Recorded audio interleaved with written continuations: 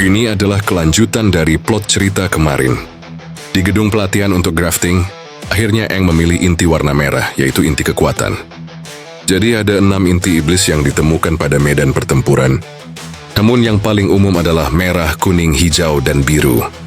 Warna merah melambangkan kekuatan, kuning melambangkan pertahanan, hijau melambangkan pemulihan, biru melambangkan kelincahan, tapi inti ungu yang mewakili energi sihir, dan inti hitam yang mewakili ruang dan waktu sangatlah langka.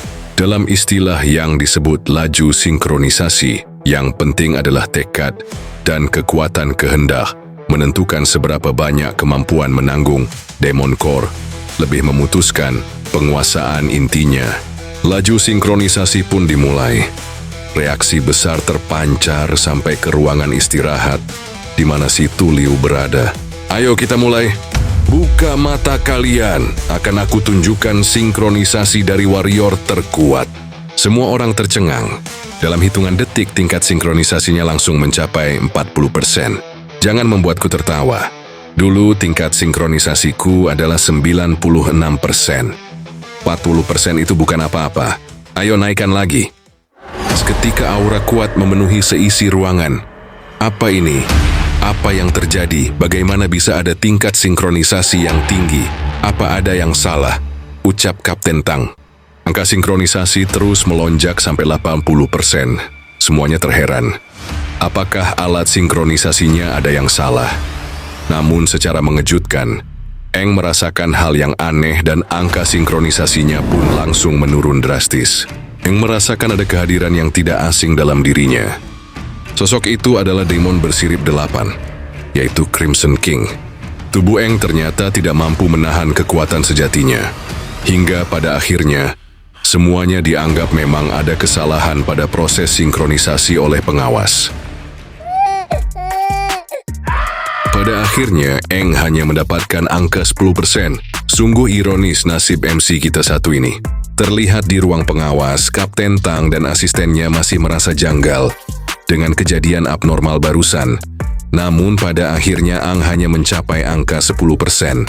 Lagi-lagi Eng ditolong oleh Lan Shiwo. Ya, lagi pula tidak mungkin dari tubuhnya yang kecil. Dia memiliki tingkat sinkronisasi yang sangat mengerikan. Ucapnya di dalam hati. Di sisi lain kelihatannya si Tuliu sempat khawatir kalau dirinya tidak lagi menjadi yang paling menonjol. Namun sekarang dirinya merasa lega. Karena itu hanyalah sebuah kesalahan. Yaelah, tentu saja yang paling menonjol menurut Mimin yaitu si Hui. Si tukang foto nggak sih? Di sisi lain Eng masih memikirkan kejadian aneh itu. Rasanya semua energiku tiba-tiba dikosongkan. Ini belum pernah terjadi sebelumnya. Tekadku setidaknya dapat bertahan hingga tingkat sinkronisasi 80%. Meskipun itu inti terendah harusnya tidak membuat berantakan, tapi kenapa? Eng masih merasa kesal. Semuanya bersiap, ucap Kapten Tang sambil memasuki ruangan. Sepertinya tubuh Eng sudah hampir mencapai batas, guys. Selamat kepada semua orang yang berhasil mencapai babak final penilaian. Dan latihan selanjutnya adalah, kalian akan melawan demon untuk yang pertama kalinya dalam hidup kalian. Aku harap semua orang dapat lulus ujian dengan aman dan lancar.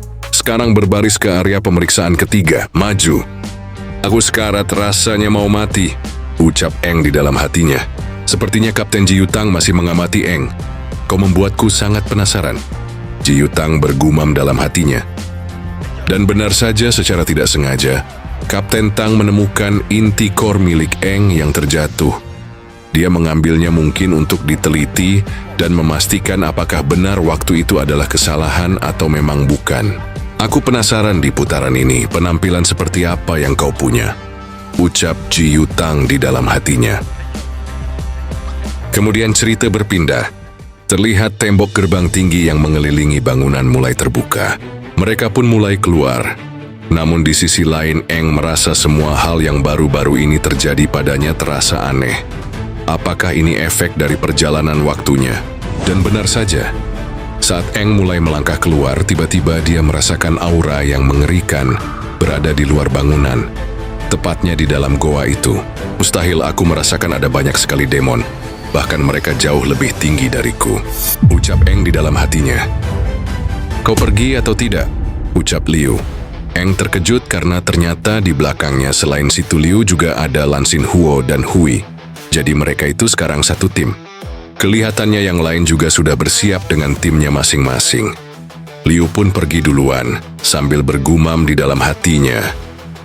Aku pikir tidak ada orang yang mau satu tim denganku. Ayo kakak Eng, kita juga tidak boleh ketinggalan. Tunggu, ayo kita selfie dulu. Halah si bocah narsis ini, untung aja imut. Ini adalah scatter stele monumen hitam dari batu padat. Batu yang terkandung di dalamnya merupakan zat khusus yang dapat menghalau kabut. Penilaian putaran ketiga akan dilakukan dalam tim yang terdiri dari 4 orang. Aku yakin isi penilaiannya sudah sangat jelas bagi kalian. Ini adalah perburuan kabut di luar tembok. Para petugas membagikan belati tempur dan perangkat penghilang kabut kecil. Itu adalah bahan yang sama dengan monumen. Isi kalian sangat sederhana. Pergi ke dalam kabut menuju ke tempat yang sudah ditandai. Lalu masukkan dispeller untuk menghilangkan kabut dan berburu Finless Demon. Perburuan pun dimulai terlihat. Tim pertama berusaha dengan sangat keras dan akhirnya berhasil menyelesaikan misi terakhirnya untuk menjadi warrior. Bersiap untuk penilaian tim berikutnya. Akhirnya giliran tim Eng akan segera dimulai guys.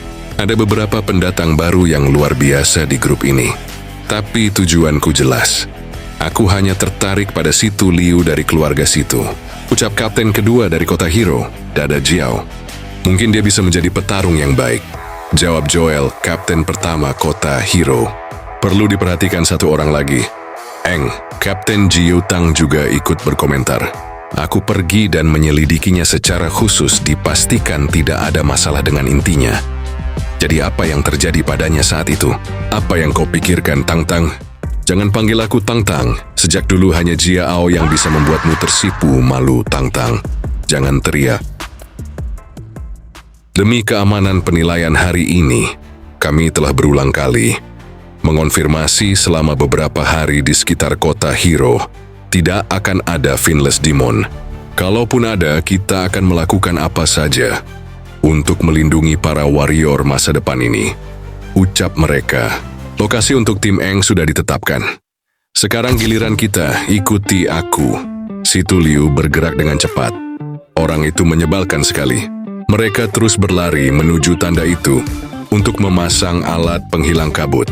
Situ Liu mengambil ancang-ancang untuk melompat. Sungguh lompatan yang bagus. Situ Liu akhirnya berhasil meletakkan alat penghilang kabut. Dan saat itu juga para demon mulai menyerang. Eng langsung menyuruh Lan Xinhuo untuk menyerang. Lan Xinhuo mengambil ancang-ancang untuk melompat dan mendarat di depan Situ Liu. Lan Xinhuo mengeluarkan kekuatan inti core-nya. Dan dari belakang Eng menyusul. Liu, Hui, Eng memberikan aba-aba untuk menyerang. Mereka bertiga melompat untuk menyerang para demon. Dengan mudah Hui mengalahkan salah satu demon. Hui mencabik-cabik demon itu dengan belati dan menendangnya ke tanah. Tak kalah, Lan Xinhuo menghantam demon itu dengan kekuatan core-nya hingga terpental. Dari atas ketua Joel mengamati pertarungan mereka, terutama Xinhuo dan Hui. Gadis itu, berkat core sensitivitas birunya, membuat gerakan tubuhnya lebih berirama. Kalau soal Hui mah, Mimin sangat setuju sama Kapten Joel. Tapi sepertinya Kapten Tang marah. Lanjut, terlihat Situ Liu melompat mengambil ancang-ancang. Situ Liu langsung menusuk demon itu dengan belati dan kekuatan core-nya. Demon itu terlihat akan meledak. Situ Liu melompat dan benar saja demon itu meledak tak tersisa. Lanjut, terlihat Eng juga sedang melawan demon. Biar aku menanganimu dulu dengan 3 poin, leher, dada, perut. Daya ledak tubuh kurus ini sungguh lebih buruk daripada sampah. Tapi, akan ku coba untuk memanfaatkan tubuh sampah ini dengan kesempatan yang ada. Eng melompat dengan kekuatan penuhnya. Demon itu pun bersiap menyerang dengan tinjunya. Namun Eng berusaha menghindar dan langsung melancarkan serangan ke perut demon itu menggunakan belati. Serangan yang Eng berikan masih terlalu lemah. Sialan tubuh ini memang benar-benar sampah, ucap Eng.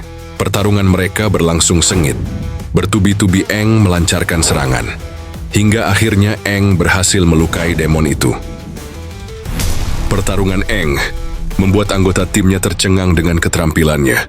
Tidak ketinggalan dong pastinya kebiasaan Hui dengan kameranya. Bahkan para ketua sangat terkejut dengan penampilan Eng. Mereka sadar akan satu hal, skill Eng sangatlah terampil. Tapi seolah-olah tubuhnya tidak mampu mengikutinya. Tubuh ini hampir mencapai batasnya. Sedikit gerakan saja sudah membuat nafasku terengah-engah. Aku harus segera mengakhiri pertarungan ini. Eng bergerak dengan cepat untuk melakukan serangan terakhir. Namun tiba-tiba ada serangan lain datang dari bawah tanah. Eng berhasil menghindar, namun serangan itu berhasil menusuk demon itu sampai mati. Apa itu barusan? Ucap Eng. Semuanya dibuat panik, karena ternyata itu adalah demon bersirip satu. Eng terkejut. Demon itu muncul dari dalam tanah sampai menembus ke tubuh demon yang dilawan Eng. Demon itu merangkak keluar, dan asap merah muncul dari pusat kota. Mungkin itu adalah asap pertanda bahaya ya guys. Kalau ada demon bersirip muncul. Terlihat para kapten juga tampak kaget karena kemunculan demon bersirip, One-Finned Demon. Para prajurit sangat panik. Mereka berusaha kembali menuju ke kota, menghindari One-Finned Demon yang mulai menyerang. Di sisi lain, Kapten Joel dan Kapten Dada Jiao bergegas menuju ke One-Finned Demon itu. Kapten Dada Jiao menyuruh para prajurit untuk tidak panik, karena para kapten akan melindungi mereka. Sementara itu di sisi Eng dan timnya sudah terpojok oleh serangan pohon dari demon itu. Demon itu merasa ada sesuatu yang aneh kepada Eng dan timnya. Manusia, kenapa ada nafas demon di antara kalian, tapi yang mana? Ucap demon itu. Demon itu seketika mengeluarkan aura yang sangat mengerikan. Eng dan teman-temannya tak sanggup bergerak. Demon itu berjalan mendekat ke arah Eng. Tubuh ini sama sekali bukan tandingan One-Finned Demon, ucap Eng. Demon itu belum mengetahui siapa di antara mereka yang memiliki nafas demon. Jadi, dia berniat memastikannya. Mereka berempat dibuat tak sadarkan diri oleh demon itu. Namun belum sempat memastikan siapa sebenarnya yang memiliki nafas demon itu. Kapten Joel dan Dada Jiao telah tiba di sana. Namun demon itu dengan cepat membawa mereka berempat kabur ke dalam tanah. Brengsek, berani-beraninya kau menyentuh mereka, teriak Kapten Joel dengan penuh emosi. Namun sayangnya demon itu berhasil kabur, membawa mereka berempat dengan cara masuk lagi ke dalam tanah. Kapten Joel dan Dada Jiao terus melacak jejak dari demon itu. Sebelumnya kejadian ini tidak pernah terjadi, ucap Kapten Dada Jiao. Tidak lama setelah itu, Ketua Jiao Tang datang. Di mana anak-anak, kenapa kalian berhenti? Ayo cari lagi, ucap Ketua Jiao Tang. Jangan panik Tang-Tang, jejaknya berakhir di sini, ucap Ketua Joel. Di depan adalah wilayah yang belum pernah dijelajahi. Masuk ke dalamnya dengan gegabah bukanlah tindakan yang bijaksana, ucap Ketua Dada Jiao. Jadi kenapa Kapten Tang sangat emosional di sini? Karena kejadian ini sama seperti kejadian yang menimpa adiknya dulu. Mungkin kalau adiknya masih hidup, dia juga seumuran dengan Eng dan yang lainnya. Sial, ini semua salahku. Ini semua salahku karena tidak memastikan dengan benar. Ayo kembali dahulu. Kurasa kota saat ini sedang panik. Kita bertiga harus berada di sana, sahut Kapten Joel. Kapten Dada Jiao juga mencoba meyakinkan Jiao Tang untuk kembali dahulu. Namun Jiao Tang menolak. Kalian kembalilah dulu. Aku akan melihat-lihat lagi. Jangan khawatirkan aku. Baiklah, tapi kamu harus kembali sebelum matahari terbenam, jawab Kapten Joel. Ya, aku tahu, ucap Ketua Tang. Kau tahu kita tidak bisa menghentikannya. Anak-anak itu mengingatkannya pada adiknya, ucap Ketua Dada Jiao. Cerita berpindah, terlihat di dalam goa. Eng dan teman-temannya terikat oleh pohon. Namun sepertinya hanya Eng yang sudah sadar. Demon itu langsung mendekati Eng. Wah, rupanya kau berhasil bangun, ucap demon itu. Eng pun kaget. Namun demon itu sepertinya sudah tahu kalau Eng yang memiliki nafas demon. Dia terus menanyakan pertanyaan kepada Eng. Kenapa dia memiliki nafas yang sama sepertinya, bahkan lebih kuat darinya? Hingga akhirnya demon itu pun mencengkram kepala Eng sangat kuat. Sampai-sampai tiang yang untuk mengikatnya hancur. Demon itu terus mendesak Eng. Namun Eng hanya menjawab, omong kosong macam apa yang terus kau katakan. Karena Eng sendiri mungkin juga tidak tahu guys. Eng mencoba mengeluarkan kekuatan inti core-nya untuk menghancurkan ikatan itu dan dia berhasil. Eng langsung melesat ke arah demon itu dan mencoba menyerang dengan cepat menggunakan belatinya. Namun demon itu berhasil menghindar. Jika ini di kehidupan lamaku, aku bisa memenggal kepalanya sebelum dia bereaksi. Ucap Eng di dalam hatinya. Aku harus menyelamatkan mereka. Dengan pengetahuannya di masa lalu, Eng mencoba menyerang langsung ke titik lemahnya. Meskipun Eng tahu tubuhnya yang sekarang tidak bisa mengimbanginya, dia tetap mencobanya. Dan benar saja Eng terkena serangan oleh demon itu. Namun Eng belum menyerah. Eng mencoba memanfaatkan posisinya untuk memotong lengan demon itu dengan cara menusuknya dan menariknya sampai putus. Demon itu terlihat kesakitan dan Eng merasa usahanya berhasil. Namun siapa sangka itu adalah trik licik juga. Demon itu tersenyum dan langsung menendang Eng sangat keras hingga terpental. Ya namanya juga iblis, kelakuan juga kayak iblis gak sih? Di sisi lain demon itu berhasil meregenerasi lengannya yang terputus. Kau tahu kelemahanku. Namun sayangnya aku punya atribut kayu. Kau membuatku semakin bersemangat, ucap demon itu. Sementara Eng terus bertanya-tanya di dalam hatinya. Bukankah hanya inti hijau yang bisa pulih? Sedangkan dia bilang barusan kalau dia itu inti kayu. Apakah demon di era sekarang sudah berevolusi? Belum sempat merespon, tiba-tiba saja demon itu menusuk Eng dari belakang, menggunakan atribut kayunya dan menariknya mendekat. Emang biadab tuh demon. Baru saja aku melintasi waktu dan sekarang apa aku akan mati? Aku benar-benar tidak terima. Dasar bajingan. Apa kalian akan mati di sisiku juga? Eng teringat masa lalunya. Pada akhirnya, apa aku tidak bisa menyelamatkan siapapun? Hei, apa kau sudah mati? Dasar manusia lemah. Aku akan memakanmu dan berevolusi, ucap demon itu. Pada saat demon itu akan memakan Eng, tiba-tiba saja keluar aura yang sangat mengerikan dari dalam tubuh Eng. Demon itu panik. Ternyata memang benar ada demon dalam tubuh Eng. Kau tidak boleh mati sekarang. Kurasa aku hanya memiliki sedikit energi elemental yang tersisa dan harus digunakan di sini. Demon yang menyerang Eng terlihat gemetar melihat aura yang sangat kuat mulai keluar dari dalam tubuh Eng. Tubuhnya kini mulai berevolusi menjadi demon bersirip 8. Bahkan energinya meluap sampai menembus ke permukaan. Bahkan dengan seketika energinya menghanguskan demon tingkat rendah di area sekitar ledakan. Sungguh energi yang sangat mengerikan. Terlihat sepertinya Eng sudah dalam wujud evolusinya. Aku adalah satu-satunya eksistensi terkuat. Eight Fiend berinti merah. Aku adalah rajamu. Berlutut. Seketika demon itu terjatuh dan berlutut. Demon itu sangat ketakutan. Membuatnya gemetar tak berkutik. Sekarang panggil aku King Fin. Terima kasih sudah menonton, jangan lupa terus dukung channel ini supaya terus berkembang ke depannya dengan cara subscribe, like, dan komen. Buat kalian yang ingin traktir Mimin Kopi, boleh banget bisa lewat sini. See you!